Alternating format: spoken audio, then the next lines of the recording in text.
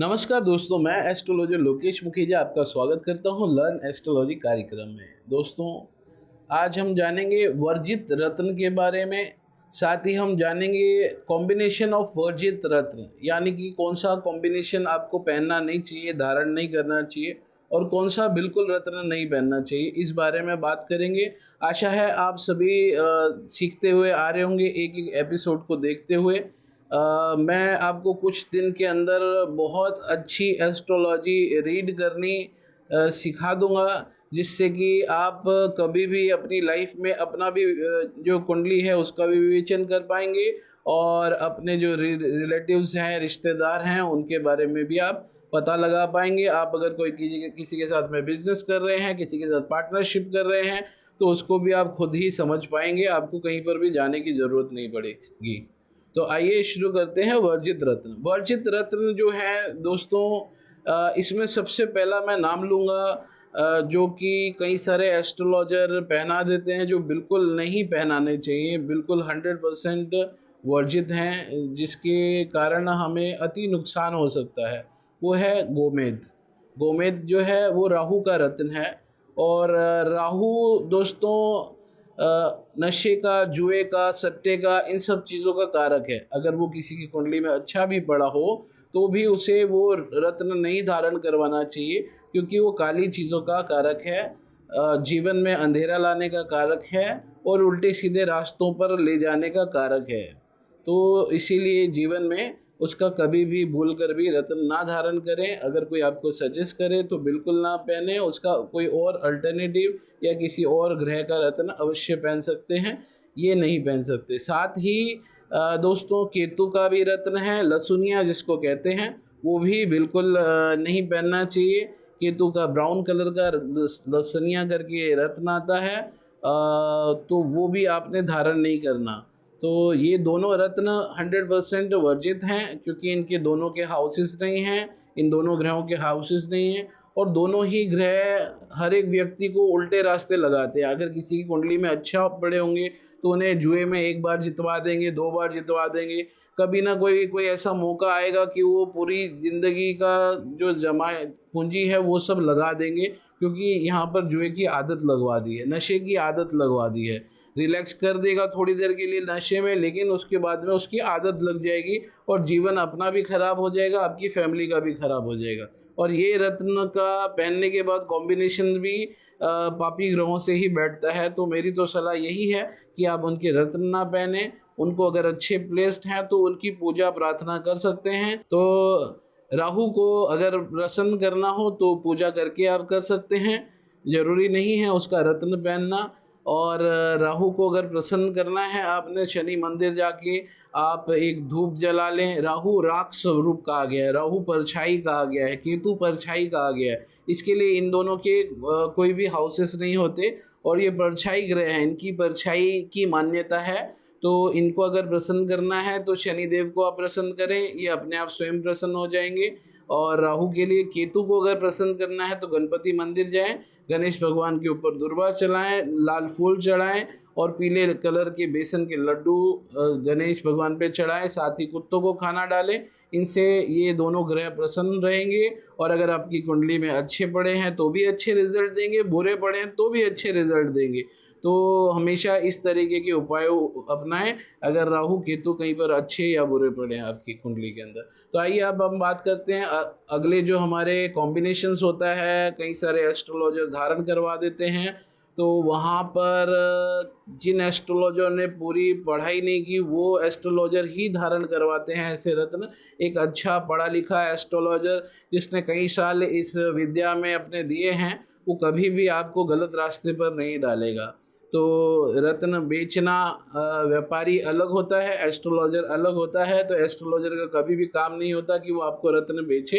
Astrologer का काम यही होता है कि आप तक वो सही ज्ञान पहुंचाए, सही नॉलेज दे, और आपको जीवन में खुशियां लाने के लिए वो रास्ते खोले। तो आइए अब समझते हैं कौन कौन सा रत्न वर्जित है। सबसे पहले नीलम की बात करते हैं। आप सभी ने सुना होगा नीलम, नीलम पहनने से क्या क्या होता है, बहुत सारी बातें सुनी होंगी। तो नीलम जिसकी कुंडली में ग्रह अगर अच्छा पड़ा है, शनिदेव अच्छे प्लेस्ड है, तो नीलम अवश्य पहन सकता है, लेकिन भूल कर भी नीलम के साथ में मोती ना पहने।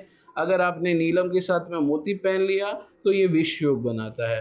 तो यहाँ पर नीलम साढ़े साथी बनाता है, ढैया बनाता है। ढैया जब आता है चंद्रमा और सूर्य से गिना जाता है, तो इनके रत्न भी आपस में अति वर्जित हैं। तो बिल्कुल भी ना पहनिएगा, आपकी लाइफ में दुर्घटनाएं, आपको डिजीज़, बीमारियां ये सब हो सकती हैं। तो आगे हम समझते हैं बुध का पन्ना और हमारे चंद्रमा देवता का मोती, ये दोनों भी आपस में नहीं पहने जाते। हालांकि इनका एज पर एस्ट्रोलॉजी दोनों का माँ बेटे का संबंध है। जैसे सूर्य देवता और शनि देवता का पिता पुत्र का है, उसी प्रकार से चंद्रमा का और बुध का माँ बेटे का रिलेशन है। तो इनके दोनों के रत्न आपस में नहीं पहने जाते, ये दोनों भी आपस में अति शत्रु गिने जाते हैं। तो चंद्रमा का मोती और हमारे बुध देवता का पन्ना, ये दोनों आपस में कभी नहीं पहने जाते। ये भी डिजीज़, बीमारी और आपको कन्फ्यूजर माइंड बना देंगे, क्योंकि चंद्रमा चंचल होता है और बुद्धि को चंचलता पसंद नहीं होती, ये और चंचलता से गलत डिसीजन लिए जा सकते हैं। इसीलिए ये दोनों रत्न ना पहने, आप अपने काम का बड़ा नुकसान हो जाएगा आपका। ये दोनों रत्न भी आपने नहीं धारण करने, ये भी वर्जित रत्न हैं। अब बात करते हैं देवगुरु बृहस्पति के पुखराज के बारे में और साथ ही साथ शुक्राचार्य के हीरे के बारे में। दोस्तों ये दोनों भी, हालांकि जो दोनों ग्रह हैं वो आपस में ज्ञान का और बुद्धि का और तालमेल बहुत अच्छा है, दोनों को गुरु की पदवी प्राप्त है, लेकिन इनके भी रत्न आपस में वर्जित बताए गए हैं। इनका पुखराज और हीरा साथ में कभी ना धारण करें। अगर अच्छी प्लेसमेंट है और कोई बहुत अच्छा एस्ट्रोलॉजर है, उसकी गाइडेंस के अंदर इनके रत्न अगर धारण करने भी बढ़ जाते हैं तो उनकी गाइडेंस में धारण करें। और कुछ एक रत्न थोड़े टाइम के लिए धारण किया, उसमें चेक करें कि आपको शारीरिक प्रॉब्लम, बीमारी, तकलीफ तो नहीं आ रही, क्योंकि हम कुंडली देख रहे नहीं हैं, इसके लिए हम आपको गाइड कर नहीं सकते। तो इन दोनों का भी रत्न आपस में वर्जित है। आइए अब हम आगे बात करते हैं हमारे जो नीलम है, यानी कि शनि देवता का, और मूंगा और नीलम, ये दोनों भी आपस में नहीं पहने जाते, क्योंकि एक क्रूर है और एक पापित्व में आता है, और दोनों ग्रह आपस में एक दूसरे के अति शत्रु हैं। तो नीलम और साथ में आप कभी भी भूल कर भी मूंगा धारण ना करें, क्योंकि ये दोनों एक दूसरे के क्रूर हैं, एक दूसरे से लड़ाई करते हैं, और ये दोनों आपके जीवन के अंदर गुस्सा ला देंगे, उथल पुथल मचा देंगे, माइंड डिस्टर्ब कर देंगे, और कोई भी आपका कार्य बनने नहीं देंगे। तो ये दोनों के दोनों रत्न आपस में अति वर्जित हैं। आइए अब बात करते हैं रूबी, यानी कि सूर्य देवता का रत्न, और शनि देवता का नीलम। तो ये भी दोनों आपस में आप नहीं पहन सकते, क्योंकि आप जानते ही हैं सूर्य और शनि की आपस में जो है बनती नहीं है, पिता पुत्र होने के बावजूद भी। तो इनके रत्न भी उसी तरीके से वर्जित है। अगर आपने ध्यान दिया होगा दोस्तों शत्रु और मित्र का चार्ट, तो वहाँ पर मैंने आपको समझाया है शत्रु कौन से हैं और मित्र कौन से हैं। तो उसी प्रकार इनके रत्न भी आपस में वर्जित हैं। और कहीं पर अगर कोई पहनना पड़ जाता है, जैसे हमारे पास में कुंडली आती है, तो वहाँ पर देखा जाता है कि काफ़ी सारे इनके ग्रह खड्डे में हैं, और सबके सब ग्रह काफ़ी डिफ़िकल्ट सिचुएशन में वो व्यक्ति होता है जिसकी कुंडली होती है। कुंडली देखते ही समझ में आ जाता है। तो वहाँ पर कहीं पर कुछ कॉम्प्रोमाइज़ एक एस्ट्रोलॉजर को करते हुए, और वो भी उस व्यक्ति को टेस्ट करवा के ही पहनाने चाहिए। तो पहली चीज़ तो अपने आप से कोई भी रत्न जीवन में ना धारण करें, भले वो नकली अंगूठी हो, भले वो आपने बहुत सस्ते में ली हो।